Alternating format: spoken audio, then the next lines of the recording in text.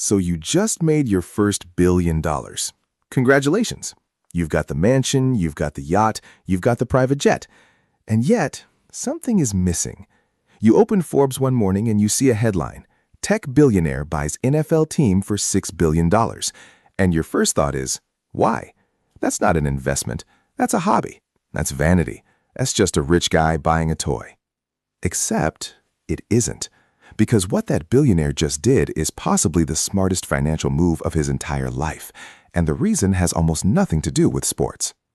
Today, we're going to break down exactly why billionaires are rushing to buy sports teams, the real reasons, the numbers, the tax tricks, the power plays, and why, if you had the money, you'd probably do the exact same thing. The price tag. Let's start with the obvious question. How much does a sports team actually cost? In 2025, 3 NBA teams changed hands. The Boston Celtics sold for $6.1 billion. A few months later, the Los Angeles Lakers sold for $10 billion.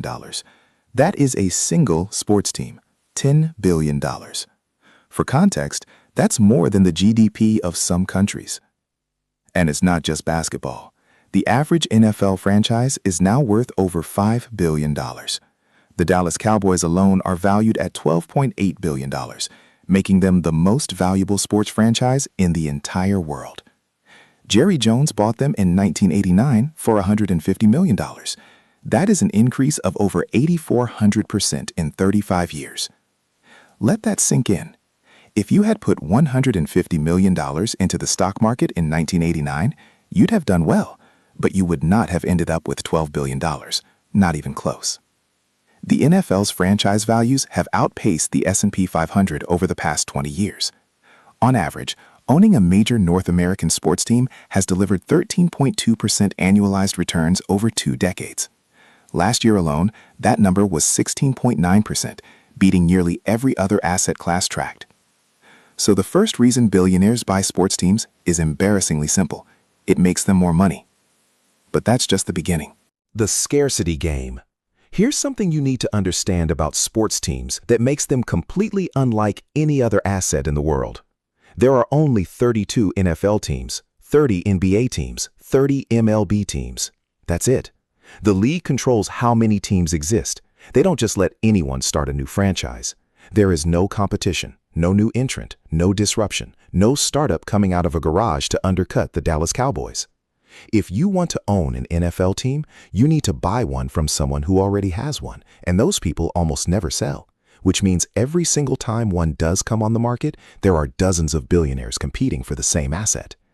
Think about what that does to the price. Every other business you can think of faces competition. Apple faces Samsung, McDonald's faces Burger King, Amazon faces Walmart. But the New York Knicks, they face no competition for being the New York Knicks. There is no alternative. There is no substitute. There is no rival Knicks. That artificial scarcity is the backbone of why sports teams only go up in value. You can't manufacture more of them. You can't copy them. You can't disrupt them. They are one of the only truly limited assets on the planet. And the more billionaires there are in the world, and there are more every year, the more people competing for the same fixed number of teams. Supply stays the same. Demand keeps rising. The math is not complicated. The media rights machine. Now, let's talk about where the actual money comes from. Because a lot of people think sports teams make money from ticket sales, fans in the stadium, merchandise, concessions. Those things matter, but they are not the engine. The engine is television. The NFL signed a media rights deal in 2021 worth $110 billion over 11 years. That's roughly $10 billion a year, split across 32 teams. Before a single ticket is sold, before a single jersey is bought, every NFL owner gets a check just for existing. The NBA just signed a new media deal worth approximately $75 billion over 11 years. That works out to nearly $200 million per team per year, just from TV. This is money that flows in regardless of whether your team wins or loses, regardless of how full your stadium is, regardless of what city you're in. You own the team, you get the money. And as streaming services and global audiences keep growing, these deals only get bigger. The next cycle of media rights will be even more valuable than the current one. Owners who bought teams 10 years ago are sitting on contracts that were worth $50 million per year per team. Their successors will be sitting on contracts worth $300 million. Owning a sports team is, in many ways, owning a piece of the biggest media deal that gets renegotiated every 10 years at a higher and higher price. The tax secret. Okay, now we get to the part that nobody talks about in polite company. The part that, frankly, is the reason a lot of very smart billionaires are very interested in sports teams. The taxes, or more precisely, the lack of them. Here's how it works. When a billionaire buys a sports team, the U.S. tax code allows them to write off approximately 90% of the purchase price over the next 15 years. This is called amortization of intangible assets. The idea is that when you buy a sports team, you're buying things like player contracts, broadcast rights, the team's brand recognition, the loyalty of its fan base. These things are called intangible assets, and the tax code treats them as if they slowly lose value over time, the same way a factory machine depreciates and becomes worth less each year. Except here's the thing. A factory machine actually does lose value. It breaks down. It becomes outdated. But the brand loyalty of the Dallas Cowboys fan base does not depreciate. It gets more valuable every year. The government is essentially allowing billionaires to claim a loss on paper for something that is appreciating in reality. Let's run the numbers. Say you buy a sports team for $6 billion. About $4.5 billion of that is classified as intangible assets. You can now deduct $300 million per year from your taxes for 15 years. Meanwhile, your team is generating, say, $150 million in operating profit per year. On paper, you are losing money. In reality, you are making money.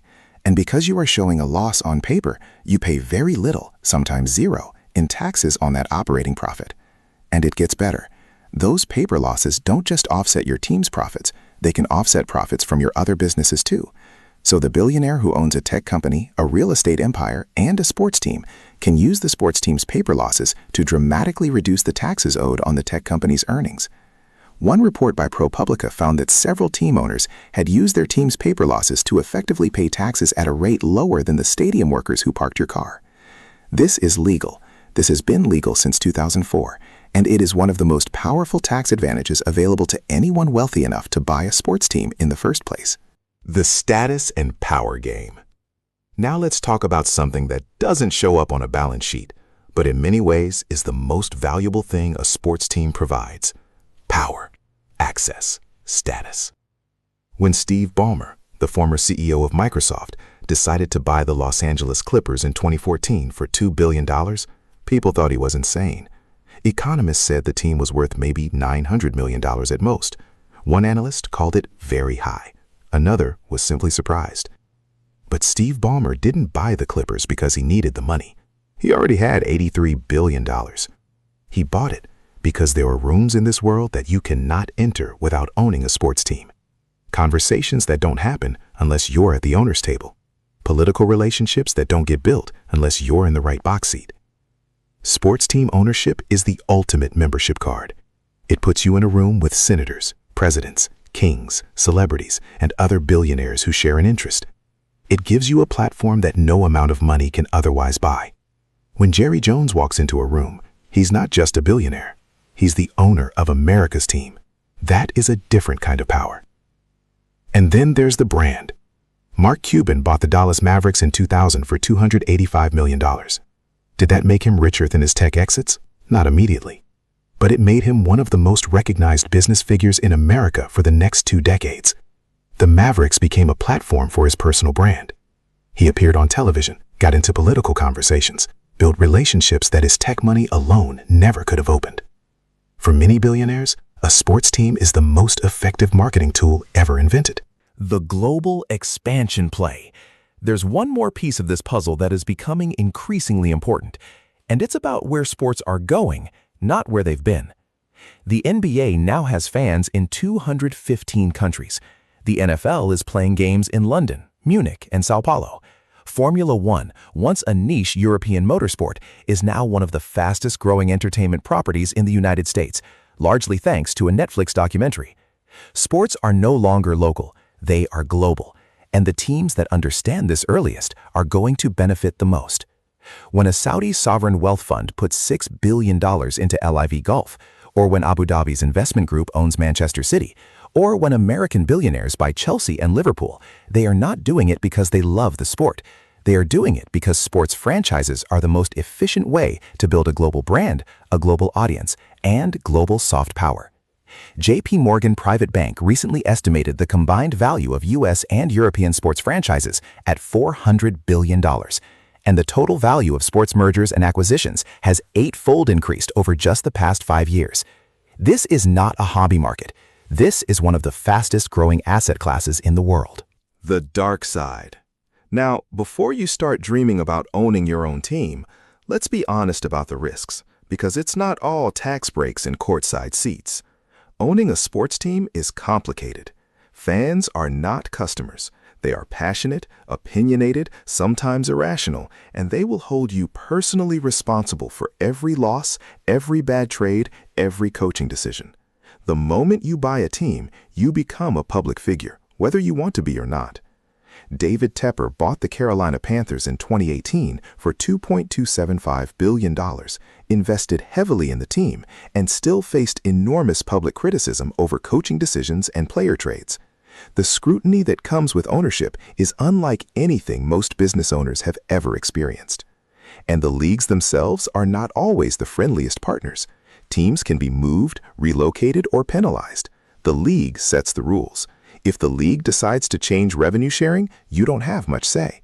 You bought into a partnership, and the other partners have a lot of power over your investment. There are also genuine questions about whether the tax advantages currently enjoyed by owners will last. The U.S. government has started paying closer attention to the amortization loophole. Some legislators have proposed changes. The rules that made sports team ownership so tax efficient could look different in 10 years. So, why do billionaires buy sports teams? Because they are one of the only assets in the world that cannot be replicated. Because they come with a built-in decade-long media rights contract that grows every cycle.